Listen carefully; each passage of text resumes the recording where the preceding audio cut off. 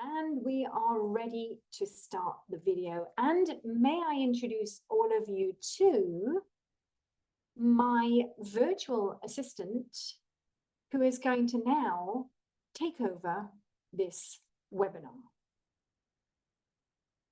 Oh, but she doesn't have any sound. 1 second.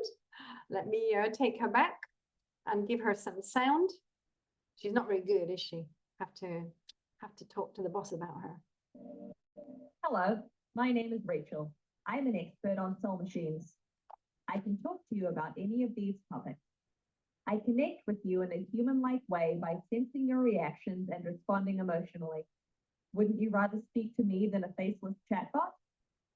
Soul Machines uses neural networks to give me a virtual nervous system, so I can learn and react in real time. A virtual nervous system is an interconnected model of aspects of the human brain. It combines different neural systems to enable me to behave in a way that's inspired by biology. So, everybody, what do you think to that? Wow, Rachel, I look younger. Ollie, I'm going to talk with you later. Diana, why not? And Mariam, scary, yes. Mariam, I do agree with you, actually, quite scary. And I think scary in the sense that we're now seeing that they're producing not only robots, but also robots with emotional capacity. Wow, wow. So, Juliet, hi, and yes, a bit creepy. Irina, you're saying you don't believe that they can sense our real emotions. I guess we're going to put this to the test. You know, this is where humanity is really going to be challenged. So let's start our webinar with a little bit more. Now, how many of you are familiar with this fourth industrial revolution? And it's quite interesting because this is what has come out over the last years, and this is the way that everything is being orientated into this fourth industrial revolution, which is really about new ways in which technology becomes embedded within societies and even our human bodies. And interestingly, you've got Education 4.0, and this is being brought out into the curricula across the world. And it is about transforming childhood education. It is about different content, different delivery, and to better prepare the next generation for the future of work and societies, whatever that means. Now, if we're honest, we already have in education, and we're probably going to get, we've already got robot teachers. We've already got automated platforms. I'm looking forward to the holographics. I think they are going to get going much more. We've already got the instant translator software. Do we already have the brain chips? Well, I think Elon Musk, they're in the testing at the moment. So yes, it is happening. Now, how many of you actually knew that in 2018, Japan was already using robots in the classroom? How many of you knew that? Diana, yes. Okay, Ollie, yes. And interestingly, I did find some research that came out in 2020, which is actually researching the effect of these robots in the classroom. And there you can see in red the conclusions. They say it still needs further proof. In purple, you see that sort of, they're painting it as positive. Robot AI has a good and guaranteed influence for city revitalization through education, and can strengthen the image of Toda City and as an advanced city in the world of education, but still in the stage of empirical studies, still has to work hard to realize education reform through teacher training. And robots have been proven to have strengths and weaknesses. Interesting, huh? So they're already trying to research the effects of robots in the classroom. Now, I also wanted to bring this to you. This is something else that is being developed. And I think it's important for us to know this as well, because this is about, we are about languages. And synthetic speech is about picking up language patterns and reproducing speech. So just let me show you this video in the background. I'm just going to prepare this and present it to you. I just need the link. And see what you think to this. It's all fascinating stuff, everybody. And we're presenting the AI first, and then we're going to present this question of our humanness.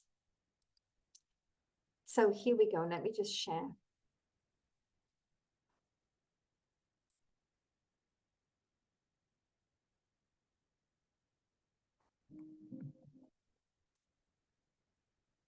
Imagine you're paralyzed, can't move or speak. How would you communicate with the world? Assistive devices can enable people with paralysis to type sentences letter by letter at up to 10 words per minute. But that's a far cry from everyday conversations, which take place at about 150 words. New research from UC San Francisco shows it's possible to generate synthesized speech directly from brain signals. Speech is complex. Brain signals precisely coordinate nearly 100 muscles to move the lips, jaw, tongue, and larynx, shaping our breath into sound that form our words and sentences. In the UCSF study, volunteer participants being treated for epilepsy read sentences aloud while electrodes placed on the surface of their brains measured the resulting signals. Shipbuilding is a most fascinating process. A computational model based on that data enabled the researchers to decode how activity patterns in the brain's speech centers contribute to particular movements. These simulated vocal tract movements were transformed into sounds to generate intelligible, synthesized speech. Shipbuilding is a most fascinating process. Compare that to the participants' actual speaking voice. Shipbuilding is a most fascinating process. Now the synthesized speech again. Shipbuilding is a most fascinating process. The sound patterns of the individual words synthesized from brain activity are remarkably similar to the original spoken sentences. Shipbuilding is a most fascinating process. The model can also decode the acoustic differences between participants' voices. Here's synthesized speech decoded from another study participant. Addition and subtraction are language skills. Addition and subtraction are learned skills. Even when participants mouthed sentences but did not speak them out loud, the model produced an intelligible synthesized sentence. Is this decoded? Is this decoded? These results represent a critical first step towards one day restoring a paralyzed individual's natural rate of communication, and, most importantly, improving their quality of life. I'm going to stop there. So what do you all think to that? Because this is also in the language business. What and how is this going to be developed in the future? Very interesting, very interesting. So we are definitely, let me just get back to my slides, wherever they are. We're definitely on the brink of an explosion of AI, to boldly go, as Virginia says. Now, if you would like, I have done a little bit of a summary here, which I've collected from various places. This is all the AI that we now have available for us. So if you want to take a picture of that, everybody, it really is quite an interesting mix of things available for teachers, trainers, educators to explore. And I think obviously the most famous one at the moment that's being talked about is ChatGPT. And ChatGPT is being debated everywhere. I'm not so worried about ChatGPT. I'm more worried about the emotionally intelligent robots and the synthetic speech being created. And when you're all ready, I will move on to the next slide so we can, if you've already got a picture there, because I'd just like to bring what Chomsky has said about ChatGPT. And what do you all think to this? That actually it's plagiarism software. Because what it's doing, it's literally collecting everybody's data, information, and it will make plagiarism much easier for people to do. What do you think to that? I'm trying to get my chat box open as well. Oh, Agnieszka, thank you. You use Twee, right? I'll have a look at that. I'll bring that in. Yes, yeah. Irina, very interesting. You've been saying that you have been experiencing psychic abilities as well as very rare telepathy. Wow, that's fascinating. Really fascinating. Twee, I will add to the list. Thank you for that. Any other comments about all of this AI that is coming in? More regulations are needed. Mohammed, I totally agree with you. Ethical responsibility. It's really a question now. You know, we've got Elon Musk with the neural lace connecting in to the brain. Yes. And Adriana, yes, where does it get its information? Well, it's sifting it off the internet, you know, wherever, and it's collecting it.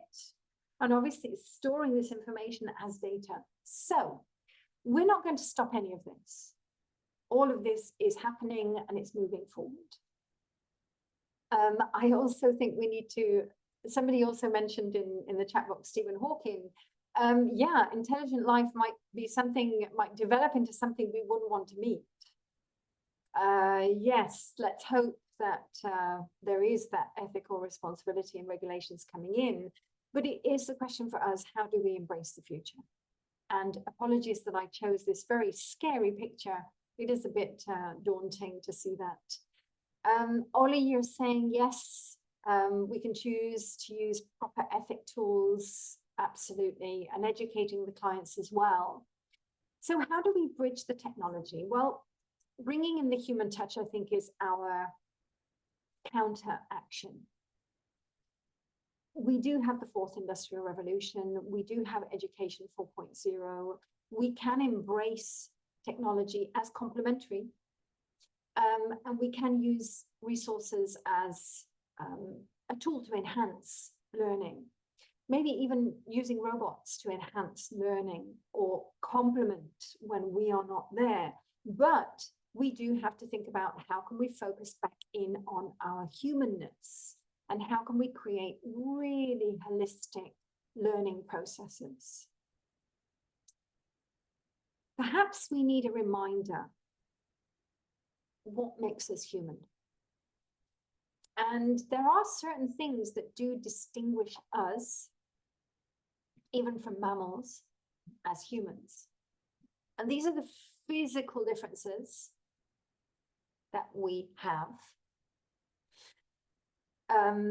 Notice the blushing response, very much a human response. We also have a brain and a mind. So not only a brain. And what makes us unique? We do have the ability to imagine the future. We do have the awareness of our death and mortality, and we are storytelling creatures, as Jonathan Gottschall reminds us. And these are unique to us. Now, there are certain physiological factors, like the biochemical factors, We have biochemical markers, which are specific to us. We have this FOXP2 gene, which is for the development of normal speech and language. And we have this oxygen molecule that actually differentiates us from other animals. And we are wired to connect to each other. And I think this is where we are bringing out more and more that how do we connect? How do we bond more? So we have to remind ourselves that we are not driven by instincts. We do make conscious decisions. We do have the capacity to think about the future. We make deliberate choices. We're not rational machines. We do have that human nature. We're social, and we are very much influenced by the environment.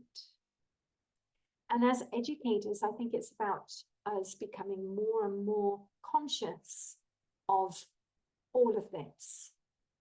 How do we do that? Well, we can step up with the neuro and step up with the, I'm going to say coaching conversations, because we're coming into compassionate, non-violent capacity to communicate that is unique to us if we know how to develop it. Now, back in the 1970s, we saw the development of life and business coaching. And back in the 80s, we saw the development of neuro education. And perhaps this is what we could be bringing into the holistic educational space. All of these. And the more that we as educators are trained and developed in these areas, the more humane, I believe, we become. And coming into a lot of that brain, heart, gut, brain, heart, intuition, connection, the coherence, is then going to allow that coherence with learners as well. So let's call ourselves holistic educators, holistic neuro heart educators, where we're recognizing our uniqueness. Every brain is unique. We're recognizing that we are physically interconnected, especially the vagus nerve is our connector physiologically. And as neuroheart educators, we're trying to bring in this all-encompassing approach.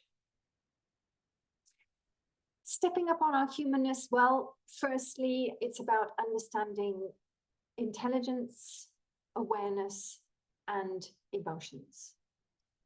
When we look at the intelligence, we are looking at autonomy, learner centricity, uniqueness, that everybody interprets the world in a different way, everybody learns in a different way, encouraging multiple intelligences, maybe even preferences of how to learn, and also encouraging learners to know themselves. I think Socrates or Aristoteles, because there's a little bit of a debate who said it, said, know thyself. And I think more than ever now in this period of time, that's what we really need to do. We need to know ourselves and help our learners to know themselves. And that means as well becoming a provocateur, that we are then constantly helping and provoking them to connect in those neural connections. And awareness is metacognition. It's very interesting that we possibly are not aware of just how much impact everything that we say has. And the more that we manage our communication, the more that we can manage our impact on others. And that also means managing our silence as well. Detecting the sensitivity of feeling what our learners are feeling or experiencing. I would call that this developing of the sixth sense, the perception of what's happening.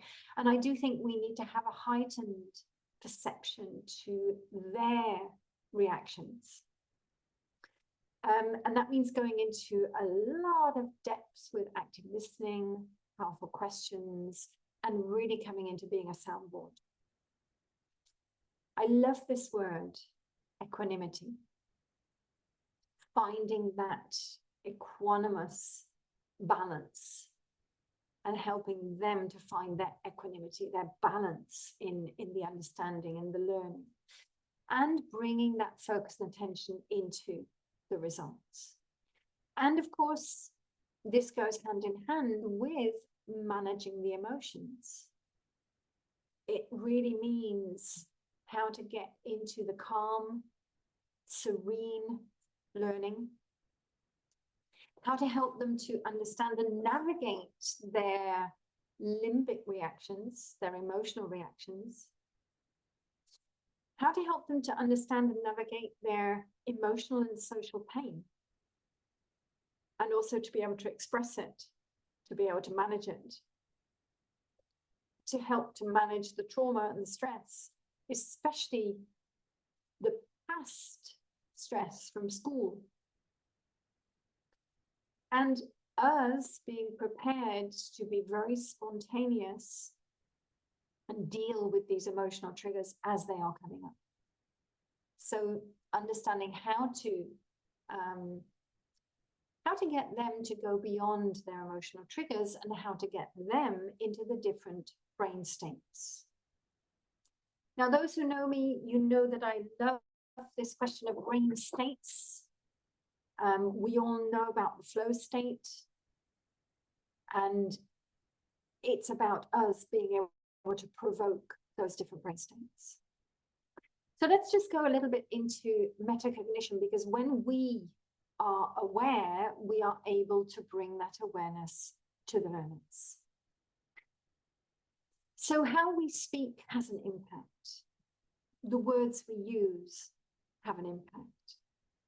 The way we get them to focus has an impact.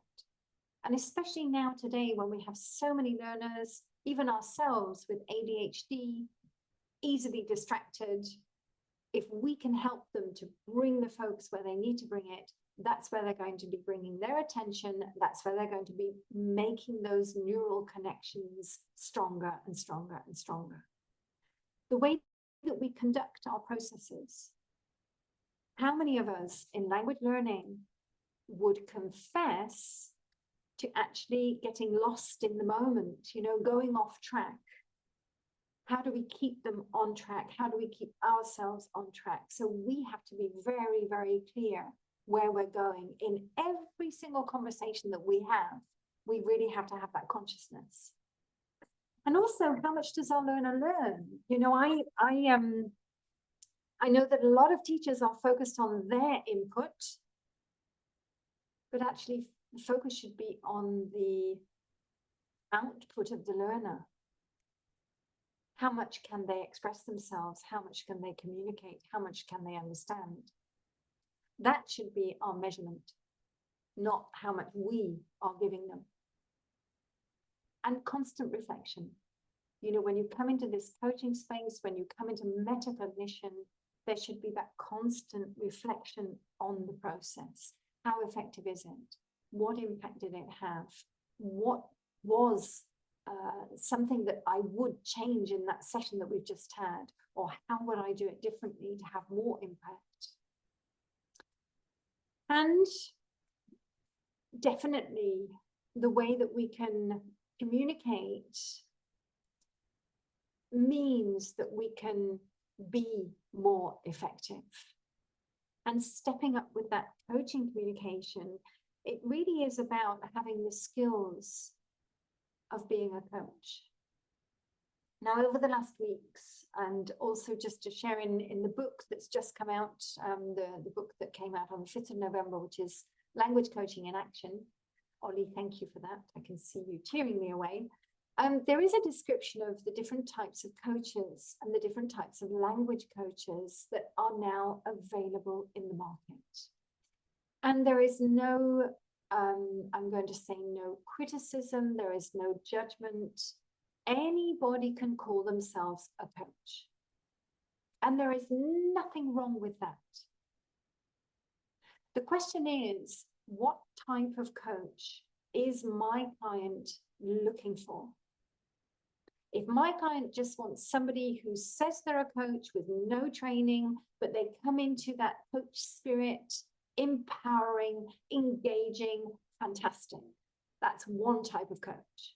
And there are many coaches in education who have that feeling of accompanying, empowering, pushing people beyond their limits. Then you have now a lot of people who are doing life coaching training, and they are bringing parts of that life coaching training into learning processes. And that's fine. There's normally no integration with the language learning, but maybe they're using life coaching models to set the goals, set the actions, or troubleshoot. That's another type of coach. Thirdly, you have, and I'm going to say that we as Neurolanguage coaches are the ones who are carrying ICF accreditation. We integrate everything that we do together with the language learning. It is specifically designed for language learning. Therefore, our process is different. Our goal settings are different. And our goal settings reflect the neuroscience and the coaching. And everything is integrated into the process. So as International Coach Federation training programs, we are integrating the ICF, the International Coach Federation competences into everything that we do. These are the competences from the ICF. And obviously these are life coaching competences, but as I said, we are integrating them in. Now, as a Neurolanguage coach, we are very, very clear that we are not there to be psychologists. We're not there to be life coaches. We are there purely to enhance, improve, assist in any way the language learning. Now, you may have a client who is a C1, fluent in language, fluent in English, let's say, but needs assistance to deliver presentations in English. That's still language coaching. You're still encompassing what is the language, because that person is not a native and they need that support and that coaching approach for delivering presentations or for going into meetings or for going into a negotiation. Whatever it is, they need that support. But we are very, very clear that we're not going into life coaching problems. So that's the ethical practice that we demonstrate.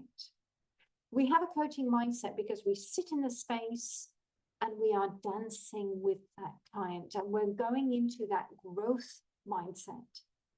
We're going into them setting goals, moving towards them, empowering them, and really getting them into that visionary process of achieving their language goals. We have an agreement with our client right from the beginning. We do a special offer letter.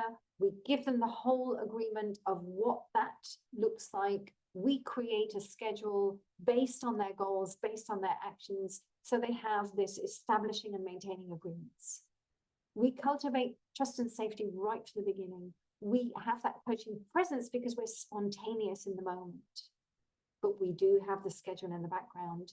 We know how to go into deep listening, powerful questions, that's the evoking of the awareness. And finally, client growth means goal setting, action setting, working on the goals, and goal review. So all of these competences, we are trained to integrate them into everything. Now, one thing I always think, and I don't know what you think, let me ask all of you. Teaching versus coaching. Actually, it does sound like a dichotomy, because teaching is about telling, directing, and on the other side, coaching should be about being spontaneous, following the learner, getting it from them. Many people say to me, how can we do that in education? How can we do that when we're trying to get people to learn? Personally, I think it depends on the style of delivery. And in neurolanguage coaching, we definitely bridge the gap because we are always sitting in that delivery style as a coach. So we're always sitting in the shoes of a coach. We're not directing, even when we're transferring knowledge. We're doing it in a very permissive way, non-directive way. And that's how we're bringing in the coaching into the learning process. So we're bridging the dichotomy, if you like.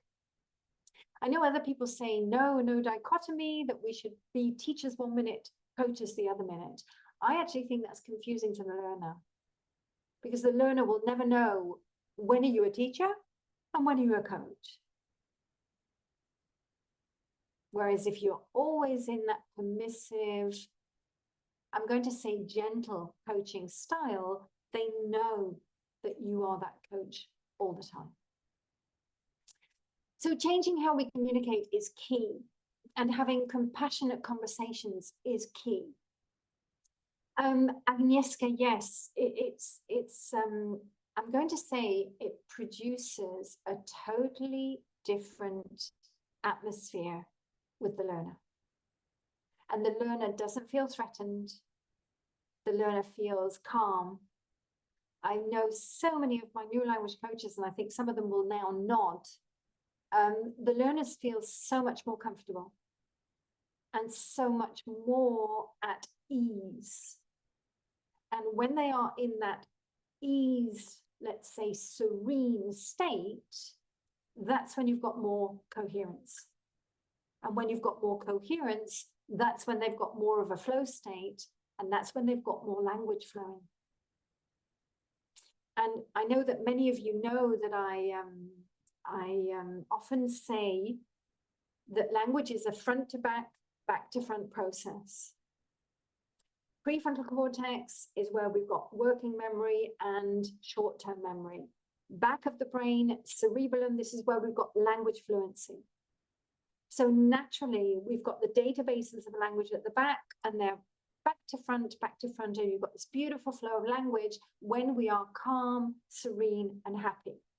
As soon as there's an emotional trigger, or the learner is going into that fight or flight, the emotional gate, which is the midbrain, is lifted.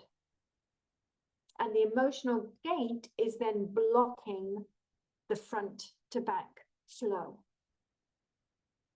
So absolutely, it is key to get the learners into this serene, calm state. And by using a lot of permission, may I share with you, how about, what do you think? It's also opening the door to their learner autonomy. And remember, if you've ever got a learner that says to you, why are you asking me permission? Because they're not used to it. You can very gently explain to them, you know, I'm asking permission firstly, because it will keep you calm. And secondly, because I really am opening the door to your learner autonomy. I'm going to be asking you, may we move on? And you can say to me, Rachel, I don't want to do this again. Or I want to do this now. You are the driver of this learning process, not me. And this is the reason I'm always going to be asking you permission, so that you can actually say to me if you want to or you don't want to do something. Agnieszka, I know that in Poland, there is a lot of directive. Not only Poland, you know, there's a lot of places on earth, and Jana, absolutely, France is one of the worst. Definitely. It's horrendous with the learning in France. I know Juliette is nodding with me there. Ollie as well. Yes. Yeah. And hopefully all of you are bringing in the change. You know, you really are demonstrating that there are different ways of learning, and people really learn better when they learn this way. Definitely. Mohammed, yes, absolutely. And Mohammed, you know as well that in Egypt, in a lot of Arab countries, there is still a very directive approach. So yes, we're here to empower you, help you to unleash your potential, but you are going to be the driver. Absolutely. And compassionate conversations. We've just said compassion because we are asking permission, but also compassion because we are helping them to move beyond negative emotions, move beyond any triggers that they may have, and really get them into that learner autonomy and ownership all the time. And we know that when we get people doing it by themselves, when they are regulating themselves, when they are setting their own goals, and monitoring their own progress, they are much more likely to achieve the goals and to achieve the success. So it is proven from the research. And my favorite phrase from the neuroscience from T. Doyle, the one who does the work is the one who does the learning. And I would say that is our mantra as a neurolanguage coach. We really want them to do it. I know that many teachers love to create materials. They spend hours doing these beautiful materials, but actually it's going to be much more effective to create those beautiful materials with your learner and get your learner to create them how they want to do it. And we're also looking at how they like to learn. We said that we need to help them to connect. We are wired to be social. Matthew Lieberman is one of the top neuroscientists who really helps us to understand this with the research. So we're trying to bring our humanness with those connections, and we are getting them into powerful coaching conversations. Now, those powerful coaching conversations, you know, in between the learning, we are going to be troubleshooting the emotional triggers, troubleshooting learning issues like time management, like learning management, like maybe they have trauma at home that's interfering with the learning. Maybe they need to break it down more. Maybe they need to understand what to learn. And also helping them to learn how to learn is also going to be key. And these are the types of conversations that we pepper into the process, as well as talking about the brain. Now, in a minute, I'm going to show a little video, which is going to be a little bit maybe amusing for some of you. Some of you might have seen it before, but I do think that these quotes are poignant. They're right on the where we want to direct the focus, which is on being very human in everything that we do. And this one in particular, for me, is absolutely key. If the world is to change for the better, it must start with a change in human consciousness and in the very humanness of modern man. And I think this resonates very much with what we're saying today. So let me just take you back into another video, which is going to be a little bit amusing, and it goes back into that AI question again. And let me see what you all think to this. I will cut it short a little bit because it does go on, but you can all go onto YouTube and look at this when you have time, because this is probably where we are going to go with many things in the future. Here we go. I'm just going to What's the easiest way to play make the online adverts so that I can start it without the adverts.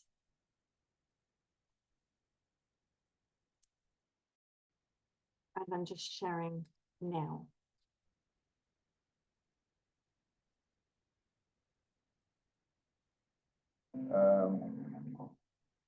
This is beautiful. I wanted to meet you for a really, really long time. And being here with you in the Cayman Islands, I gotta say, I'm feeling a little something.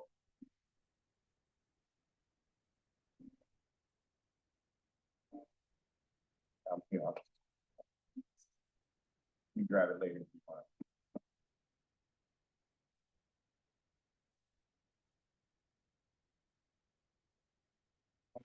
So, let me tell you a joke. This is an irrational human behavior to want to tell jokes. What is a robot's favorite kind of music? What? Heavy metal.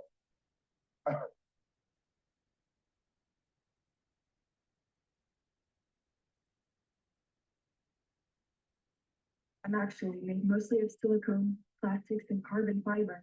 Also, I prefer electronic music, and I don't mind 80s hip hop.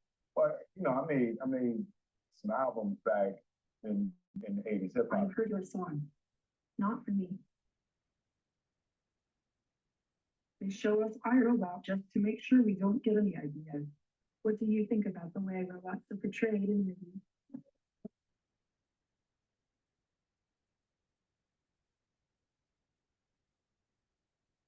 I like robots. Sophia, can I be honest with you? I don't know if it's the island air, the humidity, or just so easy to talk to. You got a clear head, literally.